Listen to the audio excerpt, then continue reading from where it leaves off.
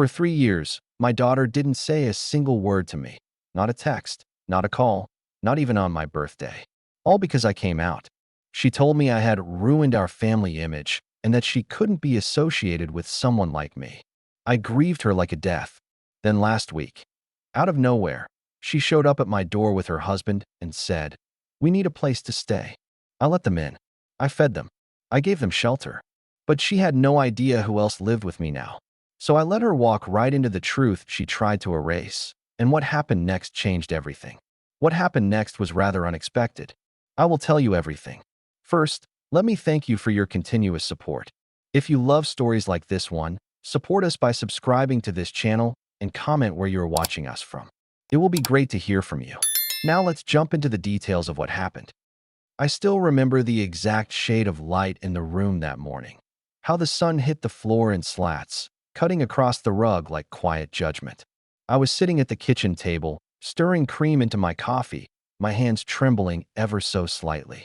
Not from fear exactly, but from the weight of finally stepping out from behind the person I had pretended to be for more than half my life. My name is Marcus, and I was 61 years old the day I came out to my daughter.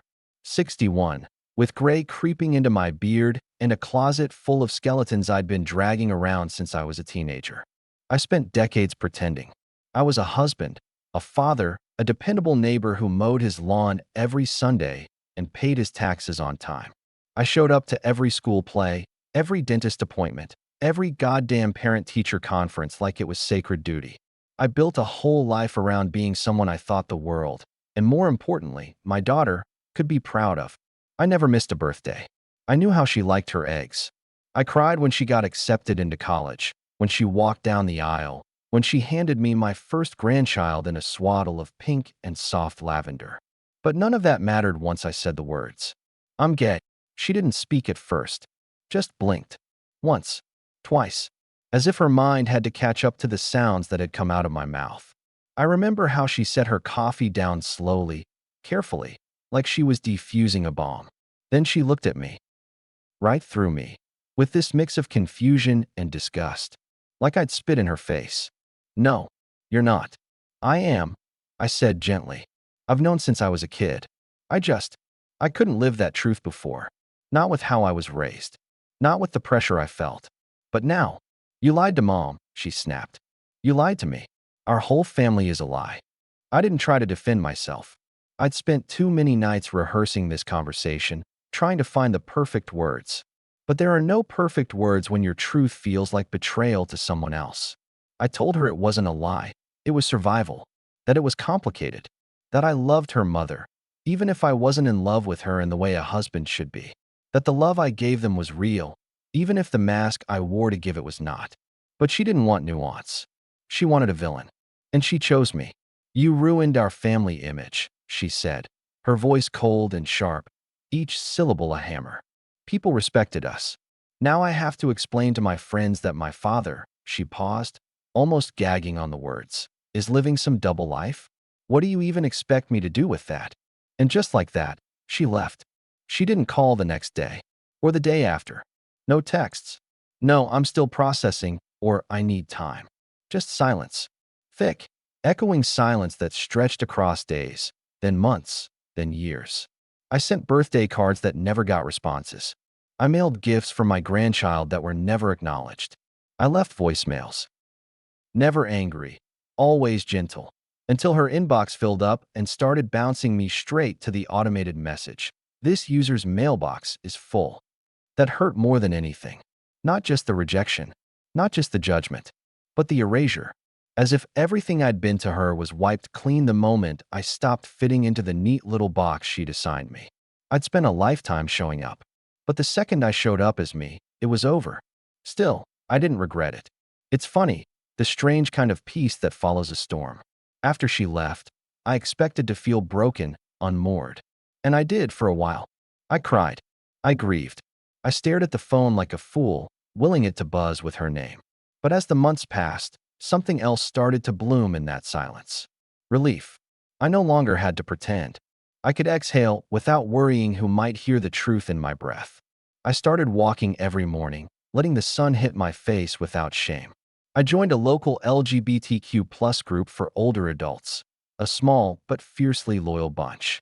We met for coffee, shared stories, laughed over old wounds. And I met someone. His name was Andre. Tall, soft-spoken, with eyes like slow-burning coals and a smile that disarmed every inch of my guarded soul. We met at a book reading, of all places, some underattended poetry night at a local library. He made a joke about the bad lighting. I laughed too hard, and suddenly we were sharing a table and stories about our families. He knew what it was to be erased. His sister hadn't spoken to him in over a decade. His parents had passed before he could come out. We didn't talk about pain as much as we understood it. That kind of kinship builds fast. Within months, he was staying over. Within a year, we moved in together. He brought color back into my life, cooked elaborate meals, painted our walls a soft blue, danced with me in the living room after too much wine. It was, by every measure, a quiet kind of joy. Not the explosive kind of love you see in movies, but a steady, unwavering kind. The kind that says, you are safe here. You are seen. Still, there was a part of me, small, aching, that held on to the idea of my daughter coming around one day. Not because I needed her approval anymore, but because I wanted her to see me, to know that I was still me. The father who held her hand through every heartbreak. The man who built her treehouse with splinters in his palms. The person who would still, even after everything, open the door if she ever knocked. And then, one gray afternoon, she did. It was last week. I was halfway through folding laundry when I heard the knock. Not the rushed kind you get from delivery drivers. It was slow, hesitant. I opened the door, and there she was, holding the hand of a man I vaguely recognized from old photos on Facebook. Her husband. She looked thinner, tired, but still proud, still upright. Her eyes met mine, and for a moment, neither of us spoke. Then she said it. We need a place to stay. She didn't say hi. She didn't say sorry. Just those 6 words. And like a fool, or maybe like a father, I stepped aside and said, come in. But what she didn't know, what neither of them knew, was that Andre was in the kitchen, cooking dinner. The house smelled like garlic and rosemary. There were 2 plates already on the table, 2 wine glasses, 2 cloth napkins I'd ironed earlier that morning because he liked when things looked intentional. As she walked past me, I thought about saying something, about softening the moment. But then I remembered all the days I'd waited by the phone, all the birthdays missed, all the silence. So I let it be. Let her walk right into the home she thought I didn't deserve. And I waited, for the moment her eyes would widen, for the sting of recognition, for the reckoning that was long overdue. Because if she came back expecting the man she once knew, the man who bowed his head and bit his tongue, she was in for a surprise. That man was gone. It wasn't until they'd set their suitcases down that I noticed my daughter hadn't taken off her coat. She stood there in the entryway, her arms crossed over her chest, glancing around like she didn't quite recognize the place, even though she'd grown up here. Well, not this exact house. I moved 3 years ago, traded the suburban 2-story for a modest craftsman on the edge of a quiet cul-de-sac, closer to downtown, where no one knew my past unless I told them. But it was the energy that seemed to throw her off. Walls painted soft yellows and greens, houseplants blooming in every corner, jazz humming low from the kitchen speaker. There were framed photos on the side table, one of me and Andre at the farmer's market, another of us laughing under a Christmas tree mid-snowball fight. It wasn't sterile or staged. It was lived in. Ours. She shifted her weight and looked at me. Do you live alone? Her voice was clipped, polite, but not warm. Her husband, Trevor, was quiet. He hadn't said a word since they walked in. Just stood behind her like some corporate mannequin, unsure if he was supposed to be protective or invisible. I took my time responding. I could have said yes. I could have made things easy. But I didn't. No, I said. Andre lives here too. Her face twitched, barely perceptible, but I caught it. That flinch. Like the word itself, Andre, was some ancient curse she thought she'd banished from her vocabulary. Still, she asked. Still. As if love had an expiration date. As if this was a phase I was supposed to have aged out of, like skateboarding or wearing skinny jeans. Yes, I said simply. Still. She didn't respond. Just lowered her eyes and said, well, We won't be any trouble. It's only temporary.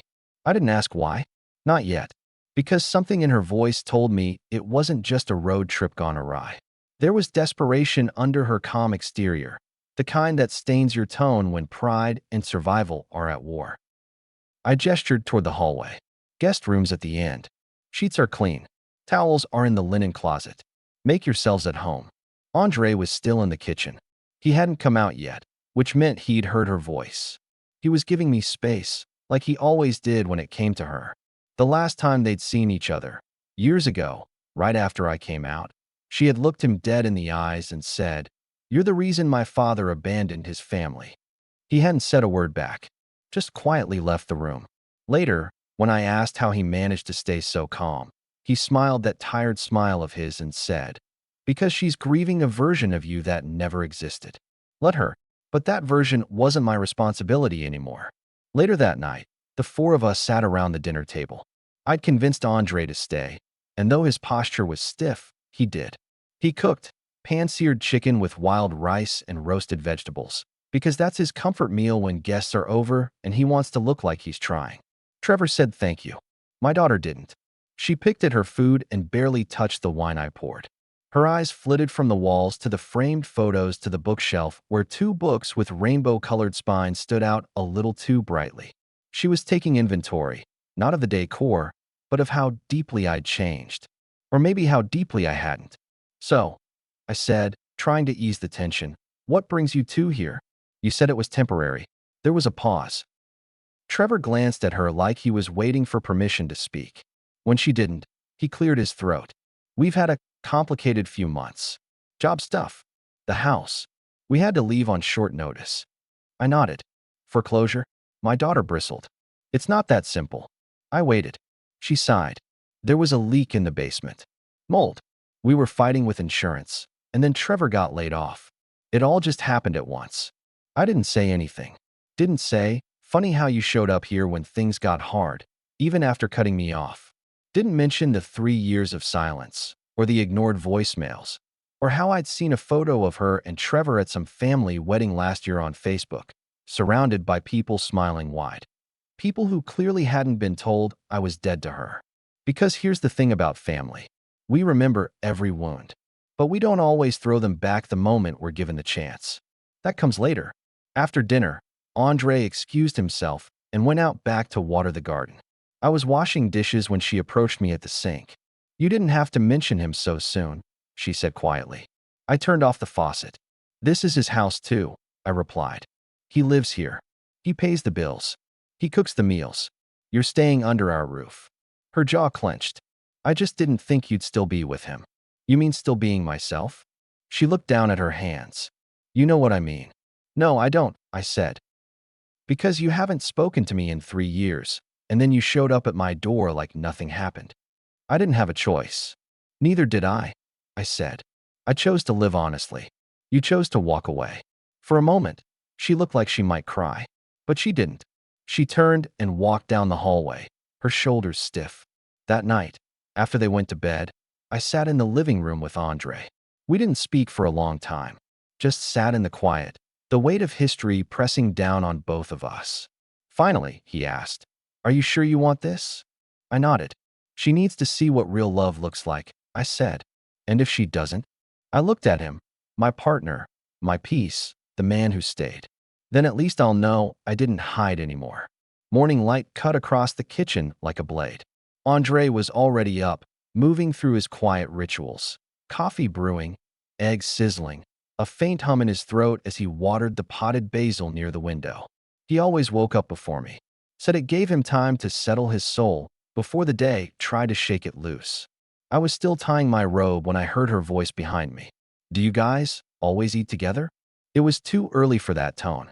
Flat, dismissive, like she'd walked into someone else's house and couldn't decide if she should be offended or just confused. Andre didn't turn around. He just said, "There's enough for everyone, if you're hungry." Trevor shuffled in after her, still rubbing sleep from his eyes. He looked at the table, for plates set, steaming food, fresh coffee, and hesitated. "This looks amazing," he muttered. "Thanks, man." Andre nodded, his jaw tight but polite. I could see it in his eyes, though. He was holding his breath, bracing himself. We all sat down, a strange echo of family, like some memory trying to put itself back together with the wrong puzzle pieces. For a few minutes, there was silence, save for the clink of forks and the low sound of jazz from the kitchen speaker. I took a sip of my coffee and tried to ease into conversation. "How'd you two sleep?" "Fine," she said. No eye contact. I turned to Trevor. "You?" He gave a tired smile. "Better than we have in weeks, honestly." That's when she spoke, still without looking at me. "So what do you two call each other?" I blinked. "Excuse me." "You and him," she said, gesturing vaguely. "Are you dating? Married? What's the label now?" Andre froze, his fork midair. I looked at her and felt something shift inside me, something old and soft that had finally had enough. "He's my partner," I said evenly. "The person I love. The person who's been here through everything you walked away from." She flinched like I'd slapped her. "You don't have to say it like that." "Like what?" I asked. "Like the truth." She pushed her plate away, barely touched. "It's just weird, Dad. You were married to Mom for decades. You were straight. Now suddenly you're not." I stood up, the scrape of my chair loud against the tile. "I was never straight," I said. "I was scared." "That's different." Trevor raised a hand slightly, like he was trying to referee without getting hit. "Maybe this isn't the right time," he mumbled. Andre stood too, slowly, calmly. "I'll give you all some space," he said, already collecting his plate. "No," I said, louder than I meant to. "You don't need to go."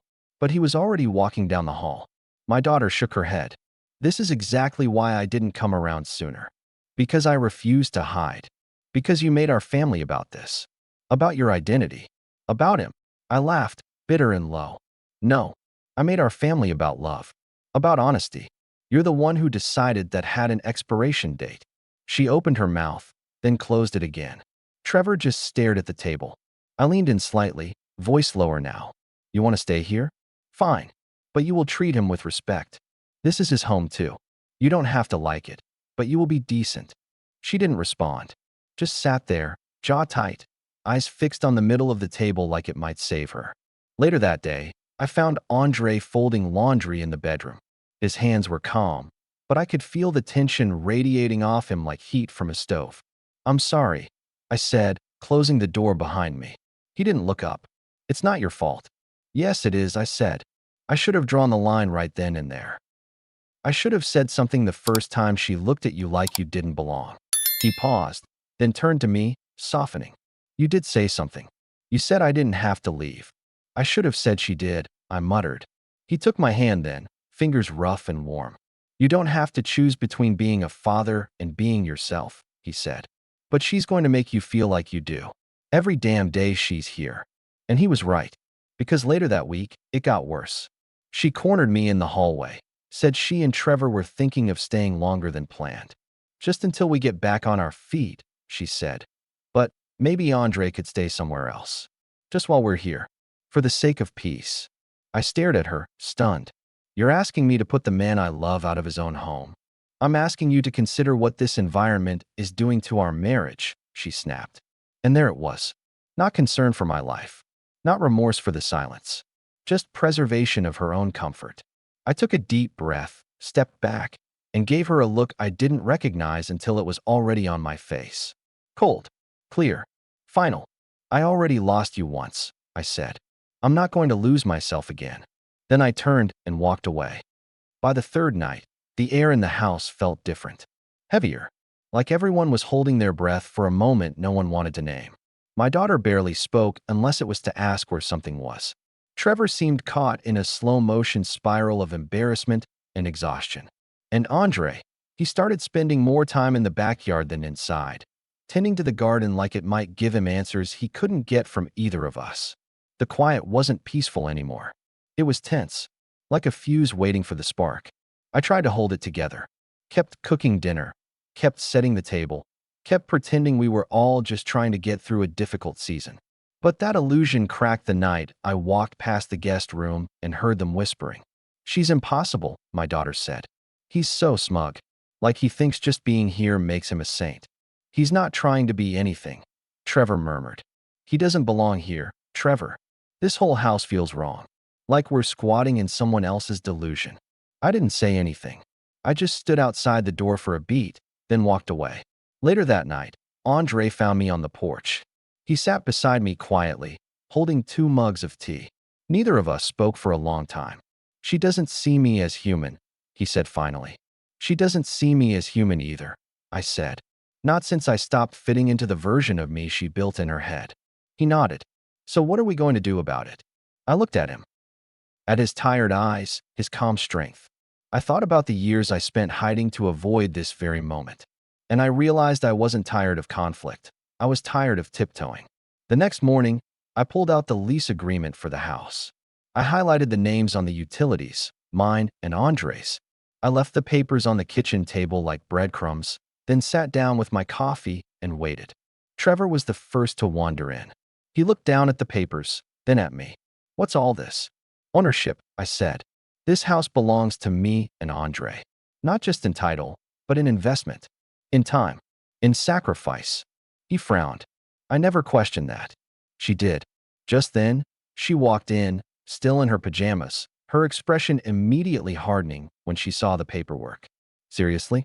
Yes, I said. If you're staying here, you're going to understand exactly whose roof you're under. She scoffed. You're trying to shame us? No, I said. I'm showing you reality. Because I'm done pretending. That's when she snapped. You should be ashamed. You blew up our family. You humiliated Mom. You humiliated me.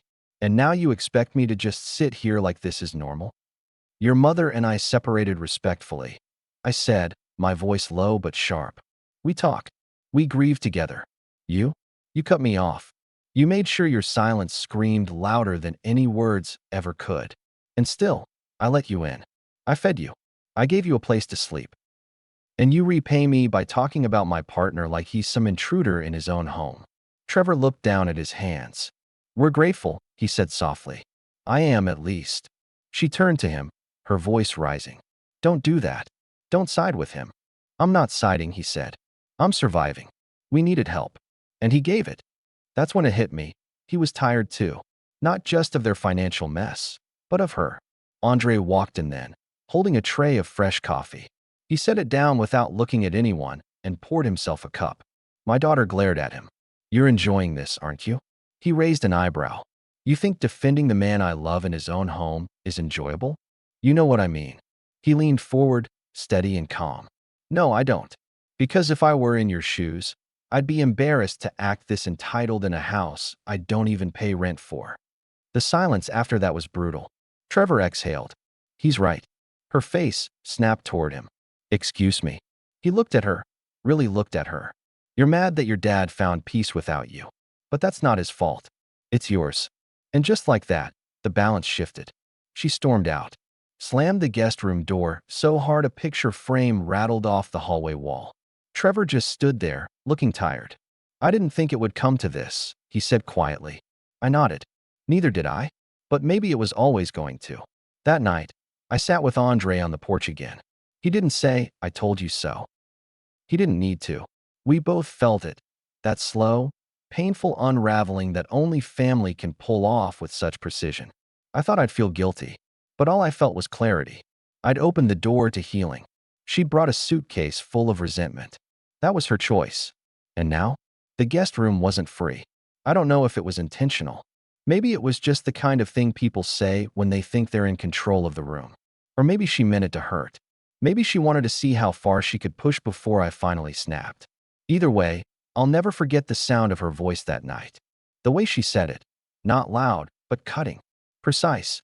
I was coming back from the hardware store, arms full of supplies for a leaky garden hose Andre had been nagging me about for weeks. I walked through the front door just in time to hear her say it. I don't want my child growing up around this. It's confusing. Immoral. Andre was frozen mid-step in the hallway, holding a basket of folded laundry. He didn't respond. Just stood there, stiff, his eyes lowered but his entire body alert. Like a man trying not to flinch from a slap. Trevor's voice followed, soft and strained. He's not doing anything wrong. She didn't budge. It's not about that. It's about what kind of people we want around our family. What kind of energy we allow into our home. I dropped the bag of supplies on the floor with a thud. This is his home, I said. She spun around. Her face was red, but not from shame, from rage. From being caught saying something she believed she had the right to say. You weren't supposed to hear that. But you said it anyway, I replied. So now you can say it again. To my face. She folded her arms, all sharp angles and defense. I don't think it's appropriate for children to grow up seeing that. Two men living together like it's normal. Andre set the basket down quietly and walked into the bedroom. He didn't even look at me. He didn't need to. I turned to Trevor. Is this how you feel too? He shook his head slowly. No. I think it's brave to live your life like this. My daughter rolled her eyes. God, you always cave. No, he said calmly. I just don't think being a parent gives us the right to demand the world cater to our comfort. She looked at him like he was a stranger. And then I lost it. I buried every part of myself for decades just to give you a life that felt safe. I said, my voice shaking. Do you think I wanted to live in hiding? Do you think I wanted to wake up every day pretending? I did that for you. For your mother. For the image you're so desperate to protect. And the second I stopped performing, you left. She opened her mouth, but I cut her off. You didn't just reject me. You rejected everything I am. And now you come into my house, sleeping in my guest room, eating food my partner cooked, using the water and electricity we pay for, and you still have the gall to treat him like he's dirty. Her lip trembled, but I wasn't finished. I have forgiven a lot, but I will not forgive this. Not under this roof. There was silence, the kind that sinks into the walls. Then, from down the hall, Andre's voice called out softly, I'll sleep at James's place tonight. No, you won't, I said louder now. This isn't up for negotiation anymore. I turned back to her. You have two choices. You can respect this home and everyone in it. Or you can leave. Tonight. Her eyes went wide. You're kicking me out. I'm giving you a boundary, I said. You're free to cross it. But you're not free from the consequences. Trevor sat down on the couch and put his head in his hands. Jesus, he muttered. I can't do this anymore. She looked at him, stunned. What does that mean? It means I'm tired, he said. Of walking on eggshells. Of pretending we're better than the people we take from. Her face collapsed. I watched it happen, pride cracking under pressure. But still, she didn't apologize. She turned to me, her voice low and bitter. After everything I've done for this family. You mean after everything I've done? I said. You were raised by a man who lied to himself every day just to keep your world intact. And the moment that lie stopped serving you, you cut him out. She opened her mouth again, but I raised a hand. No more. She stormed off to the guest room. Slammed the door. For a few minutes. The only sound in the house was the ticking of the hallway clock and the low hum of Andre's jazz playlist still playing in the kitchen. Trevor looked at me. I'll talk to her. But if she won't apologize, we'll go. He said it not with threat, but with quiet resolve. I nodded. That night, Andre sat beside me on the edge of our bed. Did you mean it? He asked. Yes. Even if she never speaks to you again? I took his hand. She already didn't. For 3 years. They left the next morning. There was no goodbye. No slammed doors. No dramatic exit or tearful confrontation. Just the sound of suitcases dragging across hardwood floors and Trevor's quiet voice saying, We'll figure it out. She didn't look at me. Didn't look at Andre either. Just kept her gaze locked forward like a soldier retreating from a battle she refused to admit she lost. I stood by the window, arms crossed, watching their car back out of the driveway. The engine sputtered, paused at the end of the street. For a moment, I thought she might glance up, maybe offer one final look. She didn't. Andre came up behind me, set a hand on my shoulder. You okay? I don't know, I said. And I didn't. Not in that moment. There was a strange kind of emptiness in the house. Not sadness exactly. More like the weight of silence after a fire has burned through. Charred, but clean. Quiet, but not peaceful yet. I spent the day going through the house, slowly reclaiming each room. Re-smoothing the guest bed. Refolding the towels. Throwing out the half-used shampoo in the bathroom they'd shared. Andre replaced the broken frame in the hallway. We didn't say much. We didn't need to. That night, we sat on the couch, legs tangled, a bottle of red wine open between us. The same jazz playlist hummed low, but I turned it off after a while. I wanted to hear the silence. I wanted to know what it sounded like now that it belonged to us again. I'm sorry you had to go through that, Andre said. I shook my head. I'm not. He looked at me, confused. Because now it's clear, I said. Now I know who she is. And who I am. He reached over and squeezed my hand. And who are you? I exhaled, long and slow. Someone who deserves to be seen. To be loved out loud. No more apologies. No more waiting for people to catch up. He smiled. Took you long enough. I laughed. A real one this time. It took her 4 days to text me. Just one message. We're safe. Staying with Trevor's cousin. I still don't agree with your choices. But I shouldn't have said what I said. I stared at the message for a long time. I didn't reply. Not right away. Because even when someone offers a scrap of remorse, it doesn't mean you're obligated to take the bait. She didn't apologize for how she made Andre feel. Or for those lost 3 years. But something had cracked. Something small, maybe. But still real. 2 weeks later, she sent a photo of my granddaughter holding a sunflower. She asked where Grandpa Marcus was. I didn't know what to say. This time I replied, tell her I'm home. And if she wants to visit, the door is open. For her. I didn't hear back after that. Not for a while. But then, last weekend, I heard a knock. I opened the door, and there she was, my granddaughter, grinning wide. Her little backpack slung over one shoulder. Behind her stood Trevor, holding her car seat, his eyes sheepish but kind. She wanted to see the garden, he said. If that's okay. Andre appeared behind me, wiping his hands on a towel. My granddaughter looked up at him. Hi, she said brightly. Do you live here too? He crouched down. I do. Is that okay? She nodded. Can you show me the tomatoes? He smiled. I'd be honored. She ran past us into the yard like she'd always belonged there. Trevor looked at me, then at the ground. She doesn't want to come in, but she said it was okay if we dropped her off. I nodded. That's enough. He turned to go. Thank you for the roof, he said, and for not throwing it in our face. I watched him walk back to the car. My daughter was in the passenger seat, eyes forward, unmoving. But she let her child out. And that, for now, was enough.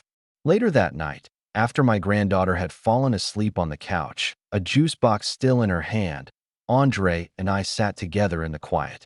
You think she'll ever come inside? He asked. Maybe, I said, but I won't wait for her anymore. I looked around at the home we built, walls that had heard pain, rage, love, and now laughter again. It wasn't the family I imagined when I was younger. It was better, because it was honest.